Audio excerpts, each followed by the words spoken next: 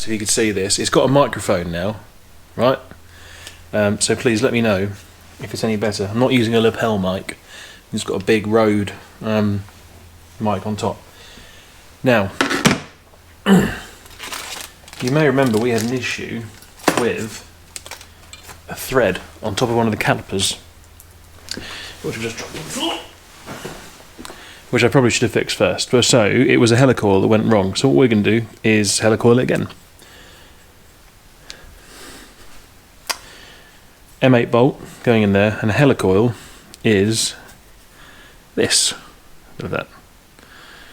Focuses or what? That is a helicoil. So it's basically a thread encapsulated.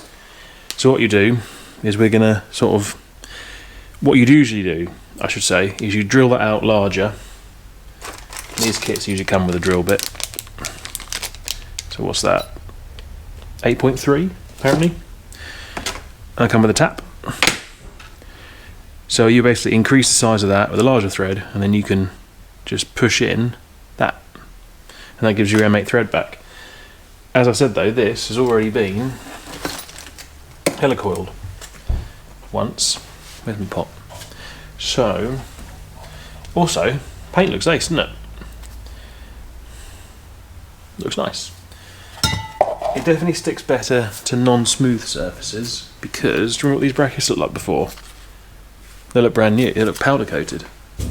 So it's like a lot of those paints where they do stick a lot better to a scuzzy surface. Not dirty, rotty. Only problem with this microphone, it's made the camera a lot heavier.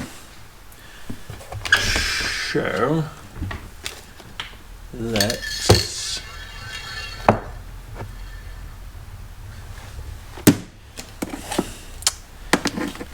put helicoil in.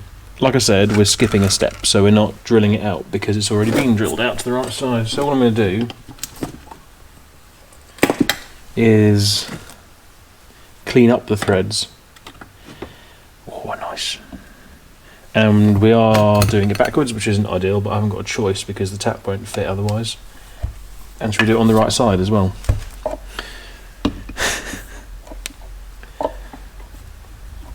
Honestly, if you're seeing me do something silly, feel free to chime in.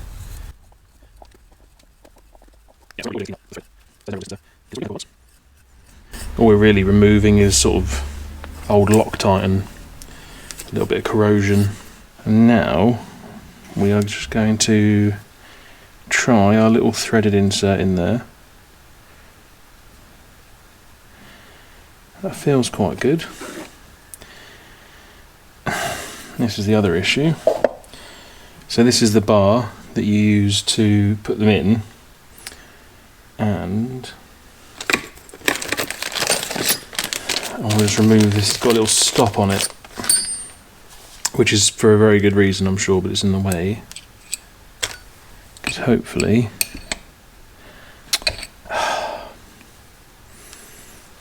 let's customise it. Yeah, it's going in alright as well. Yeah. Right, so I should put a little bit of Loctite in there. So all we're going to do is get that flush.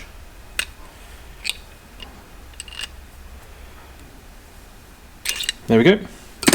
So that's in. And then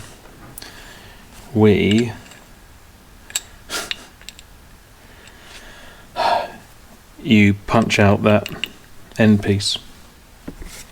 And that's it. That's the thread insert. Let's just try the bolt in there. Lovely, look at that.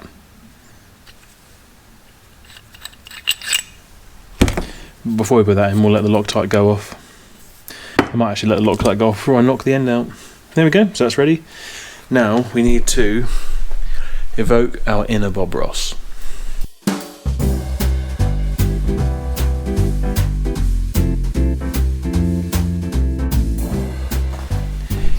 Welcome. Now, what we're going to do is paint these wonderful landscapes with paint. And this is the brush we use. Not only is it important, but it's the brush we're going to sign our work with. And I haven't got the right thing to open this pot.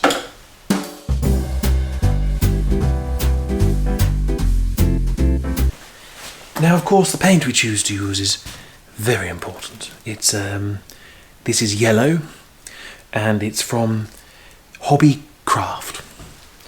And what we're going to do is just dab it in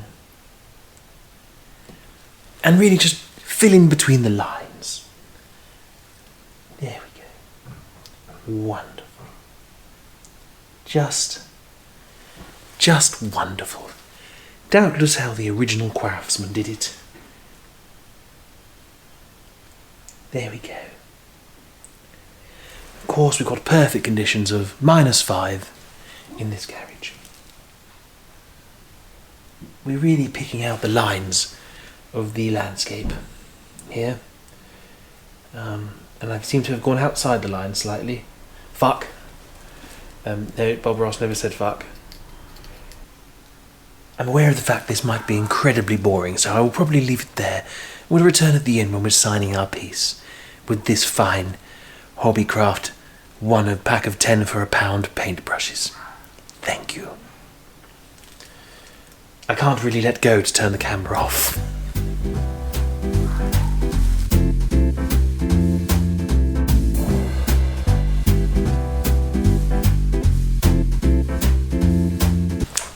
Steering. I've had such a pig of this.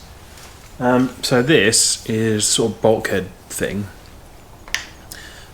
That is the lower column or arm, which goes up into the bottom of the column. And it's just shit. I think this is how it's meant to work. It's got like a top hat bush, and then that should spin in there.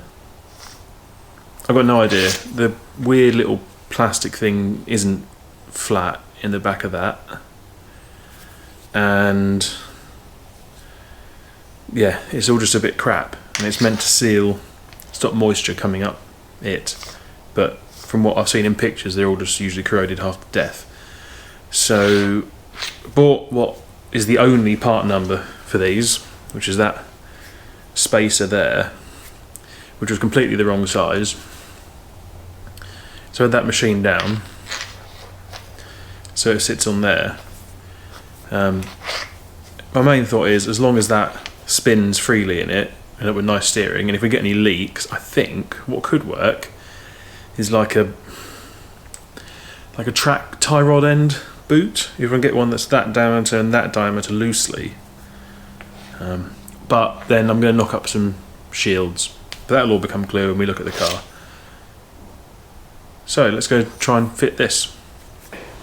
Right, so I'm afraid this is sort of one of the best views I can give you.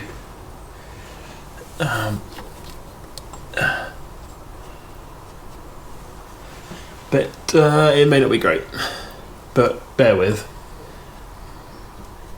So first of all, we need to fit the bulkhead grommet, seal, what have you, and that goes up into there. Then one end of our shaft goes onto the column, and you want to just smoosh up the base of that. This is quite a flat surface, but we're going to put that on sort of fairly loose.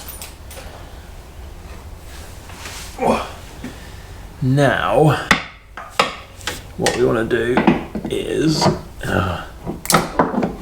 slide that up through, and then you need to take the bolt out of the joint, because there's a flat section, or like a dimpled section in the column. There we go. Sorry, in the rack.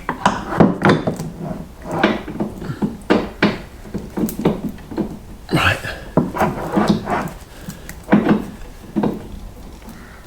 And you'll see it's quite a tight fit as well. Okay, so this is what we have ended up with. Get some grease in there. So now we have the lower column supported. Which means we can get the dash on. If we can get the dash on, I can put the steering wheel on, and then we can move the car a lot easier. This is from a Vectra B. I imagine all of it's from a Vectra B, the 90s weirdly shaped curvy one. And it goes between, yeah, that rod and this bit. I had to buy that from Latvia. It wasn't expensive, it was like £8, but they seem quite hard to find now.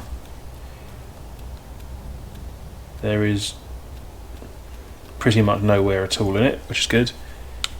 U-joints all move. What does apparently happen is that seizes up. So just chuck a load of grease in there.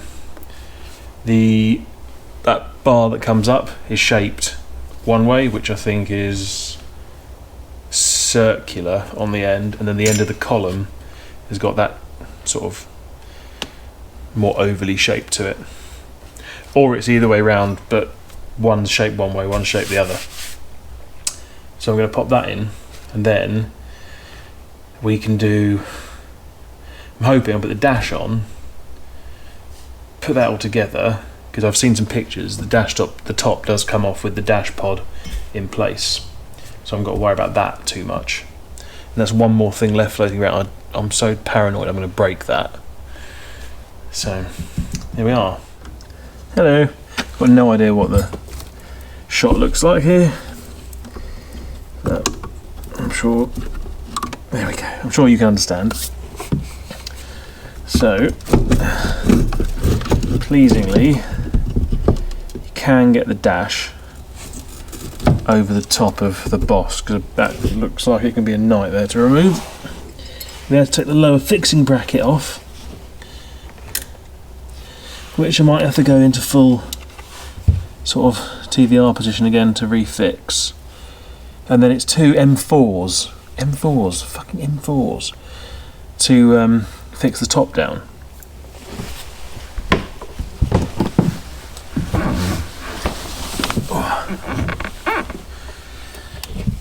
We are still half up on the ramp, which makes this a little bit more comfortable.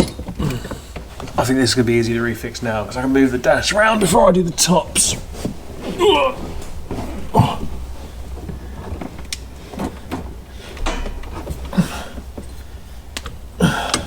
Ow!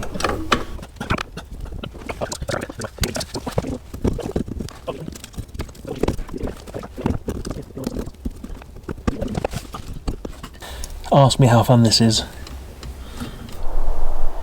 That wasn't too painful. No, actually it's extremely painful. I think the lower one actually shares fixings with the lower part of the cowl.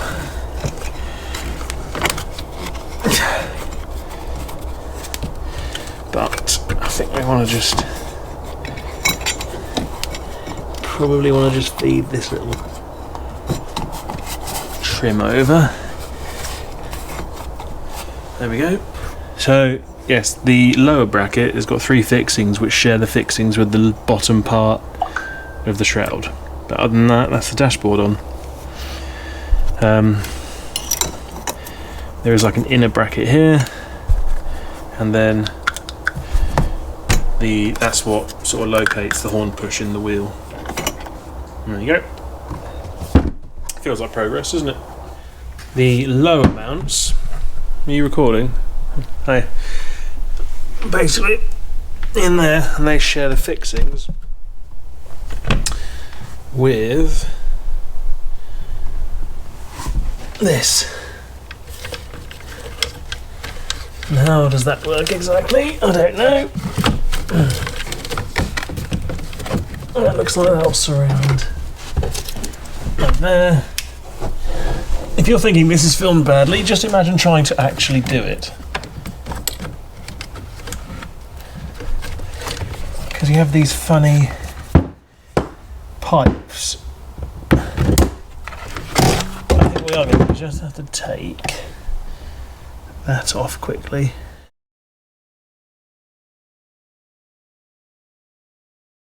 Right, guys, listen, okay? Look.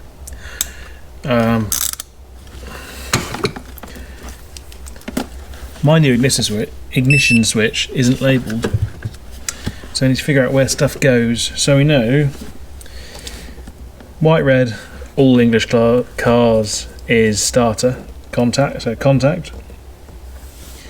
Red is usually battery live, which it is. Then white, yellow is ignition accessory, and white out is usually everything else. So basically, start, live, first click, second click. But we just need to figure out where they go. And follow the wiring diagram. The reason I'm just having to bell out the switch is because I've used one from a Vauxhall Calibra and the pins don't quite match the positions. If you spent loads of money on one from Racetech, it would, and you could just follow the wiring diagram. But just bell them out between the one that is the live pin and the ones where you want it to be. Great book. Very interesting. I didn't know Peter Wheeler made his money in the chemical industry. Anyway, enjoy.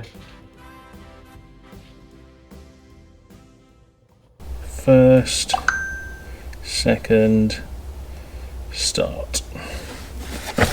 Cool.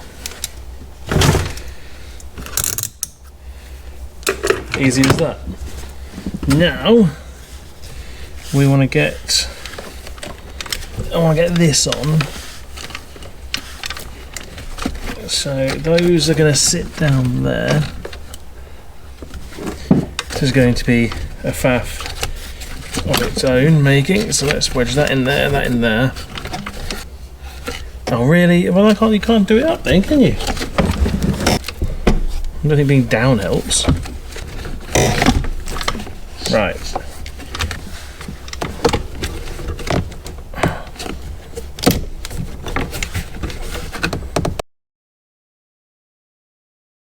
There we go. Right. Don't lose that. Yeah, and that pokes out the back, so I don't know where that's going yet. Right. Oh, and this then makes the fixing for the top shroud. Okay.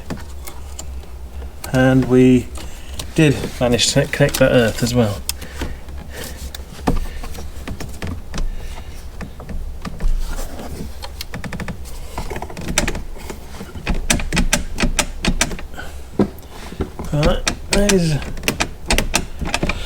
So I was just checking, the column's done up to this big bar, which is not decorative by the way. It is decorative, but it's also solid metal. I'm sure there's a little epoxy aluminium cover for that as well. Okay, so we need to screw that in from underneath, then we're going to attempt to put the top on with the binnacle. I mean, the top of the binnacle is not at the end of the world. I put the bottom on just because I need to fix the front on, so we could actually leave the top off. But there is stuff to plug in actually, isn't there? How is that corroded? And we have a couple of pins to clean in that, so I'm going to have to go do that.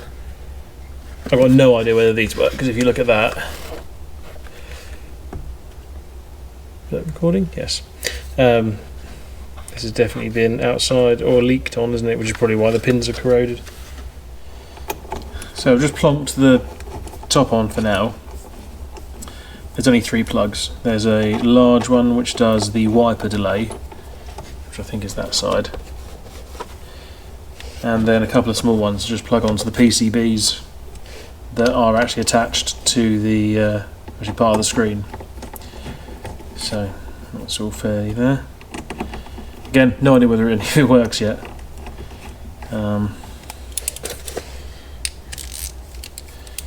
need to go somewhere really that's breaking some, because I need so many of these probably little bits that aren't really worth anything, or may not necessarily be sold on their own usually. I think doing them over the phone is going to be a pain. I might actually give a couple of calls tomorrow morning.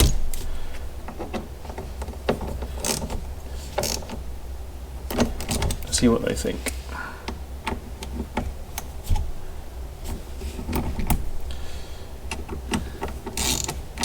They're all about 2-3 hours away, but probably be a fun little pilgrimage, won't it? But I thought I'd get you to join in whilst we pop the centre boss on. Probably not for the last time. Well, I'm sure it's not for the last time.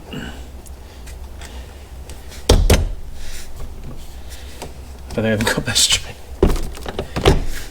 Straight enough. Cool. The steering's a bit off, it's about there, but then of course the suspension is not even done up, so I think we need to make a list. We need to check it twice. We're going to find out if it's really expensive or not. What I was saying earlier, I can't remember if I put it in the video, but this is all a faff because the Graham Varley's manual is brilliant, but it's not a full-on Haynes manual. It's not from a car completely stripped to out. So I've got no idea how much it goes together. I don't know if it's easy to say it's TVR. It all went together differently, isn't it? But is that true? I don't know. I doubt they went together that differently. You nearly fell over. Right.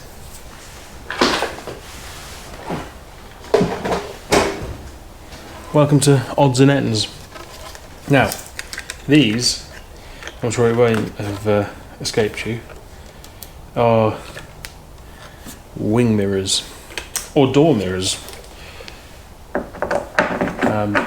And these, on a lot of TVRs, suffer from something called weird part spinitis, where your poor old Citroen CX owners who are just after a mirror for what is a, you know, well, maybe not a massively cheap car these days, actually. Go on eBay to find out their mirrors now cost £1,000 because they're fitted to TVRs and XJ220s, I want to say. Handily, these don't. The T cars use Volkswagen Corrado mirrors with the classic button underneath it. No, the Corrados don't have buttons under the mirrors, but you know what I mean, they're added. So, yeah, rather than £2,000 worth of wing mirrors, more like 150 quid's worth, which is sehr gut. Right, so they won't fall off. On a thing, there's a little gasket in there. That's £32 from Motorclan, or £8 from Volkswagen Heritage. Which I'm sure you agree is much more like it. Welcome to a door. My furry microphone friends. And then we just got a couple of this little 6-pin and a 2-pin in there. Is it light on?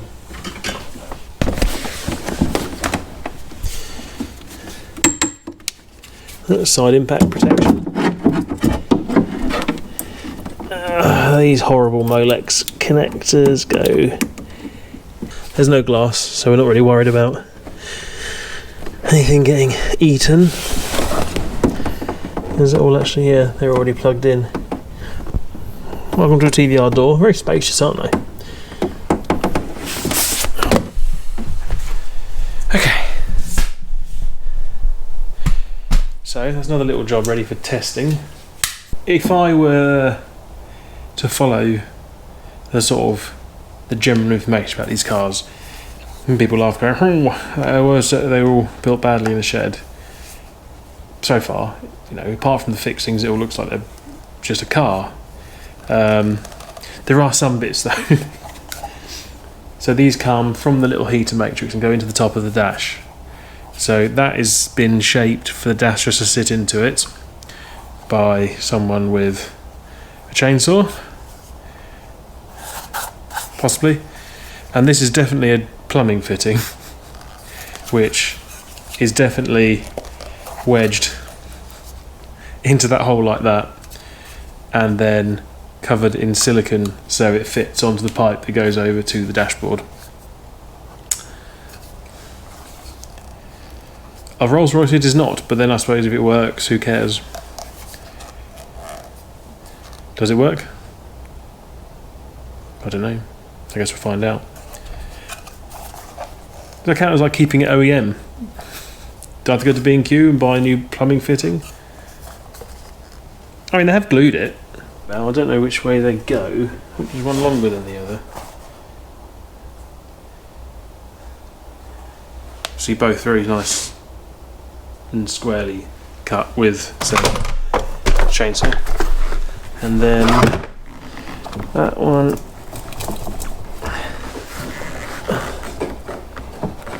went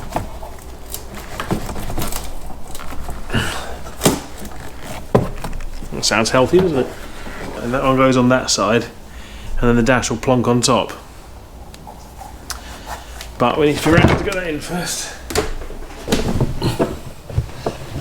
Hello. Oh, I love cars. Cars are great. Get a better hobby. Oh, that's comfortable. Oh, my neck. Right. That's the sort of dash attached. This pops out luckily, and I think I'll leave that out and then we can put the dash top on.